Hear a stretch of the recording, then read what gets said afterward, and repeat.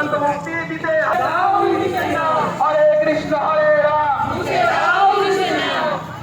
বাংলাদেশ হিন্দু ঘরে বাড়ি লুট, অগ্নিসংযোগ, ধর্ষণ ও ইস্কন সন্ন্যাসী চিন্ময় কৃষ্ণ বাবুকে অবৈধভাবে আটক ও ইস্কন সমাজের উপর আক্রমণ ইত্যাদি বন্ধ করার দাবিতে আমাদের এই পরিবারী জাতি ধর্ম বর্ণ নির্বিশেষে সকল রঘুনাথগঞ্জবাসীকে